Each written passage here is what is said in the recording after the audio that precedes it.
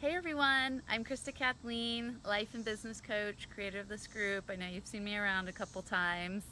So we have a really cool topic today, and it's something that I struggled with a bit in the beginning, and I've seen some of my clients have questions around it, so I was like, let's go for it.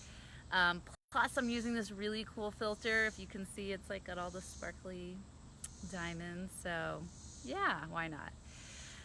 Oh, Stephanie, hello, welcome. Do you like the filter that I'm using right now?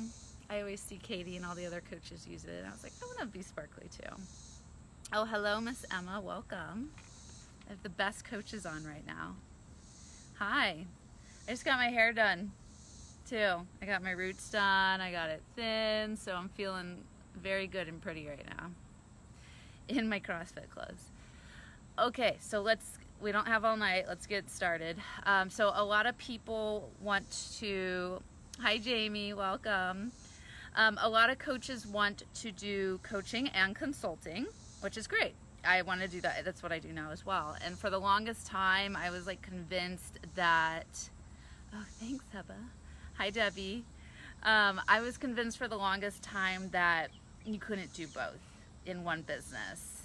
Or that like one would take away from the other, and I was like really stuck with it for the longest time, and now I realize like it's not that big of a deal, and I wish like someone would have told me what I'm going to tell you all right now is I tried like so many different things. I would have on I use Acuity scheduling, which I highly recommend coaches to use. It's amazing. And I would have like, okay, current client coaching session, and then current client consulting session, and I'd be like, okay, 2 times a month you're going to pick the coaching session, and 2 times a month you're going to pick the consulting session, and they were getting really confused, and I would be like, okay, well today's the consulting session, so we can only do consulting stuff, and then it would turn into like a coaching call, and then on the it was just really confusing and messy and weird, and so I'm just gonna let you all know, like, if you want to be like a life coach and then do business coaching like I'm doing, I think Stephanie, you're gonna do something similar to that. Like, just run it as a coaching session, right? Have the client come with a coaching request, have it be on the client's agenda, not your own. And then if the client asks you something like, oh, can you tell me how you set up your business? Or can you give me advice on how to set up my coaching packages? Or I need help with pricing. Like, you can switch hats and say, oh, is it okay? Oh, or you can say like, okay, I just want to confirm that you feel complete around your original request. And they're like, yeah, and like, great. Okay, do you want to switch over and do a little bit of consulting work now? Or do you want me to give you some advice? You know, just ask for their permission, and then once you get their permission, you can turn it into a consulting call. And it's not really that big of a deal. Is it coaching? Is it consulting? It's just at the end of the day, you want the client to walk away with whatever they need, whatever they came for. So I just wish someone would have told me that a long time ago. It would have saved me so much stress and worrying like, am I a coach? Am I a consultant? Oh my gosh, can I do both? Yes, you very much can do both. So there's that. Is that helpful for anyone? Is anyone like struggling with that right now? I'm just curious. Stephanie, yeah, we've got some emojis. Emma, are you thinking about doing some type of consulting as well? I know a lot of coaches will add business consulting. Thea is going to do like fashion consulting with coaching. I mean, it really, that's the great thing about like training to become a life coach, is you can add in so many other services with that. So yeah, it really is easy, Stephanie. I think a lot of times we overcomplicate things, and it doesn't have to be that complicated at the end of the day. It's just all about being there for the client and meeting them where they're at. And even if they do ask for like advice or something and you don't know, just say, I don't know. Oh, that's a great question. I don't know. And you can ask them, you know, where do you think you could find that at? What resources do you have that could help you around that? And you guys can find the answer together. You don't always have to be the one knowing all the things, because you're not gonna know everything. I don't know everything. So it's just all about, or if you know someone, like if there's another coach who knows something better, you make, oh, you know what, let me check in with some other coaches in my community and I can find out for you, or I can connect. You can always connect people. People love being connected to other people. They just love to know that you're going to go like the extra mile to help them to get the answers they need. So it's not always about you having to know everything. Let's see. Emma, you said, sometimes people do ask me health stuff, not really consulting, but I do say I'm not a nurse and just offer a bit of advice. Oh yeah, that's a good point too with the health stuff. Yeah, if you do have a nursing background, or you do have like, I'm also a health coach as well. And so I had a client the other day that was, she said, you know, what should I be eating, like calorie wise, macros, fats, carbs, and I was like, you know, that's a great question. I was like, but honestly, I'm not qualified to do that. That only a registered dietitian could give you that type of advice. I can, you know, help you find like healthy recipes and help you to find foods that feel good for your body, but that's not like in my scope of practice. So, and then, or yeah, if someone says like, you know, I have this like weird lump, or, oh, I had another client the other day that said like, I'm feeling tired all the time. What do you think that means? And I was like, well, you know, I'm not gonna like tell you what that means because I'm not, you know, your doctor, but like, you know your body the best. What do you think's going on? And then, you know, they tell me, and then I'm like, you know, do you think that you need to go see a doctor for something like this? And then, you know, put it like back, don't try to do that stuff for them, like put it back into their court of like, what do they need to do to find the right resources or to talk with the right people. And that's, a lot of times this stuff can seem kind of like confusing in the beginning, but the more you coach, the more like you'll get really comfortable in your role and know what's in your scope of practice, what's not. Yeah, if you're a health coach, you're not supposed to be doing macros for people. Only registered dietitians do that. So that was that. Let's see. Debbie, you said, I've been looking into health and wellness coaching. I've been looking at Health Code Institute. Have you heard anything about them? No, I don't think I have heard anything about them. I mean, Debbie, if you are interested in Inner Glow Circle, we do have a lot of health and wellness coaches that go through that, because basically when you're a really good coach, you can coach around anything. Like, and that's getting into our next topic. So I coach, so for the longest time, I couldn't decide on like a title. I was like, am I a life coach? Am I a business coach? Am I a career coach? Am I a self-empowerment coach? Like, I got so hung up on the title, you know, for the longest time. And I wish I didn't, because it really doesn't make like a big difference. Like, Katie DePaula just calls herself coach. And it's really true. Like, I was so scared to be like a business coach for the longest time, because I was like, well, but I want to talk about life coaching stuff. And what I found out is that people a lot of times will come to me for business support and advice, but really there's like a deeper need down below. A lot of times too, people come to me for health coaching, and it always goes back to like something deeper than that. So if someone is like wanting support around, they're like, okay, I need to become more visible on social media. I'm like, great, okay, let's set up some goals around that. How can you become more visible? And they're like, oh, I could go do Facebook Lives every week. Okay, awesome, that's a really good goal.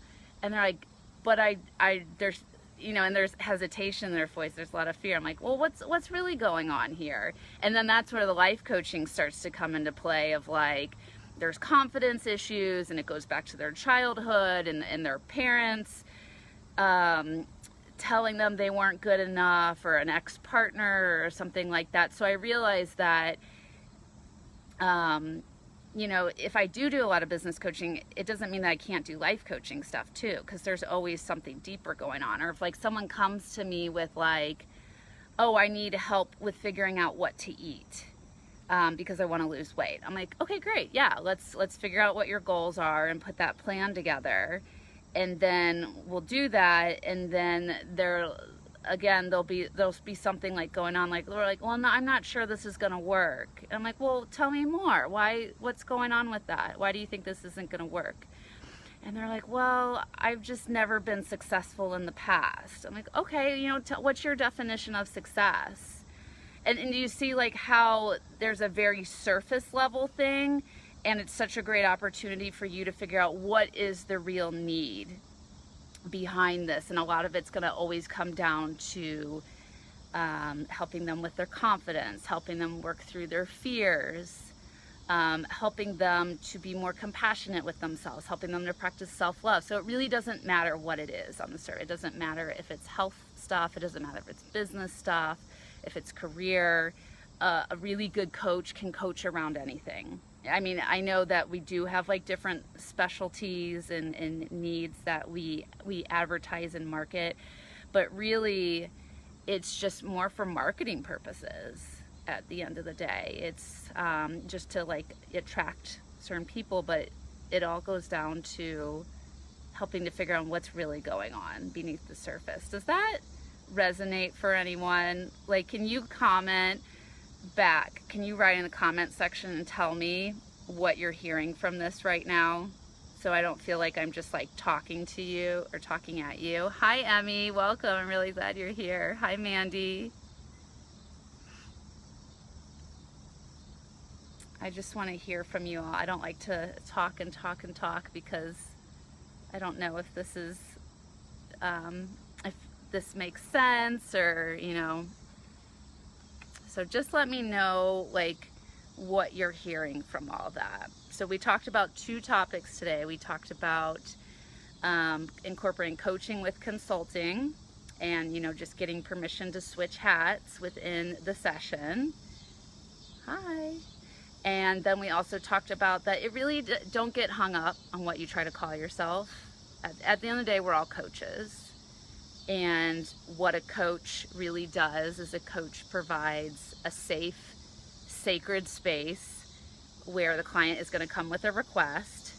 And it's going to be, whether you're a coach or a consultant, they're going to come with a request, they're going to come with a need, and then you're going to spend a majority of the space asking questions, having them doing a lot of talking most of the time, gain more insight, and then helping them to have these breakthroughs and to help them to give their power back and help them realize they have a lot of the answers. They have most of the answers at the end of the day.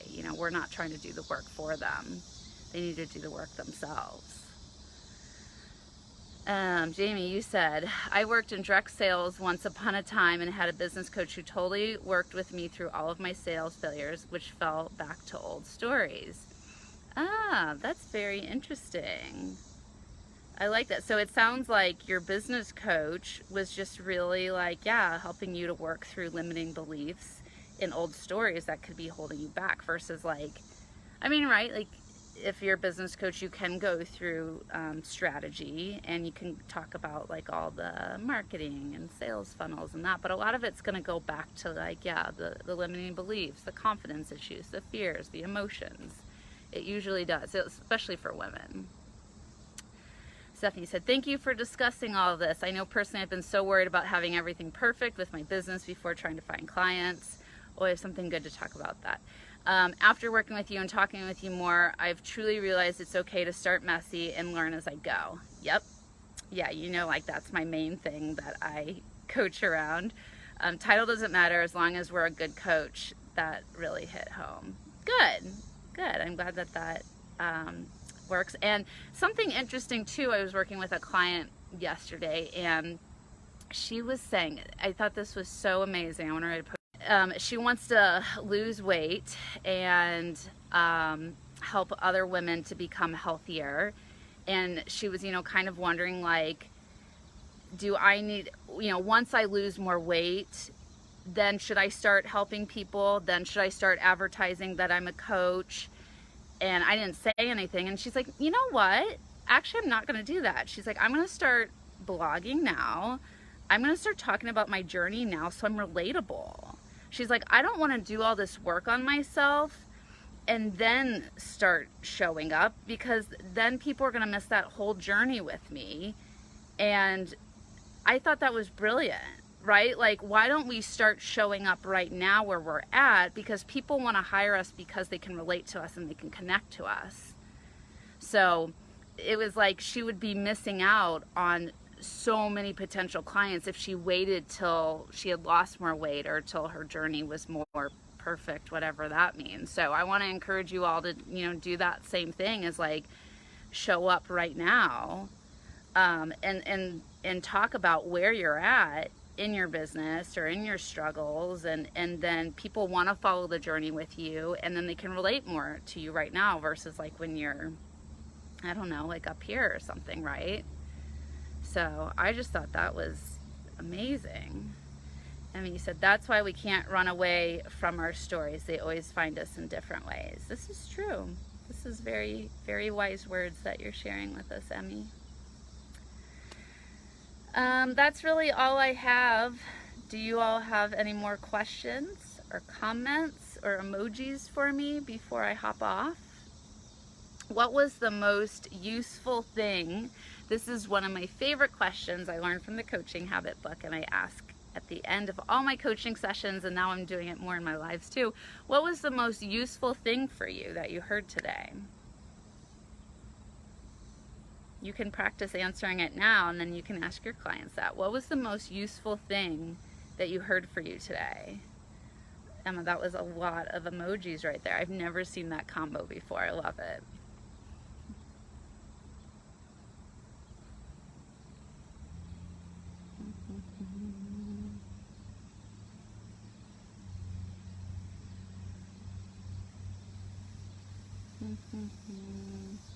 Oh, the lag time.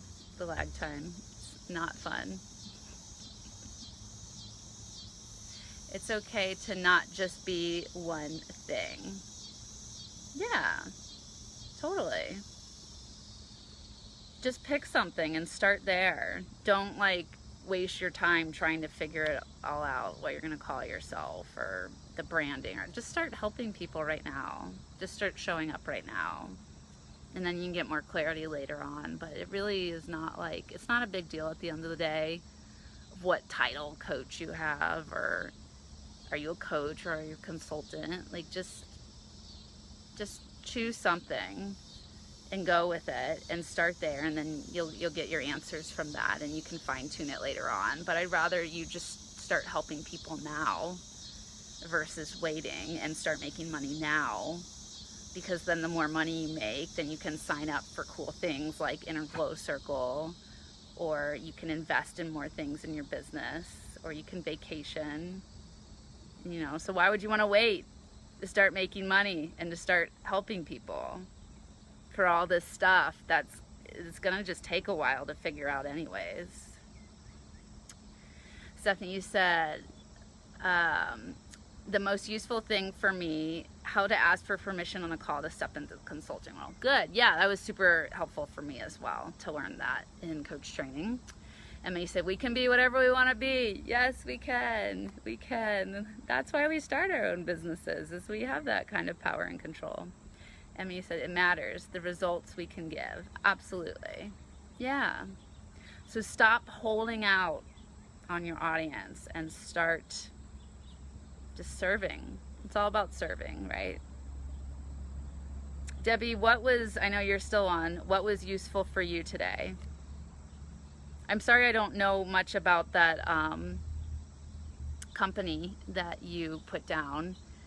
But yeah, if you ever want to jump on a call, we can talk more about if you're looking into programs. I mean, you know I'm going to talk about Inner Glow Circle because it's my favorite, and I think it's the best coach training company in the world, and that every coach, well, you know, coaches like us who are kind and spiritual and well-rounded and multi-passionate and want the community, and I think we all belong in Inner Glow Circle. But I'm sure there's a lot of other great coach training companies out there. Who knows? But all right, I'm gonna go. Thanks for hanging out with me today. You all are incredible coaches, and Yeah, next Tuesday. Next Tuesday I'll be doing my oracle card readings on my business page. I didn't do that this week. I was busy, but I will do that next week. So that's the next time I will be live.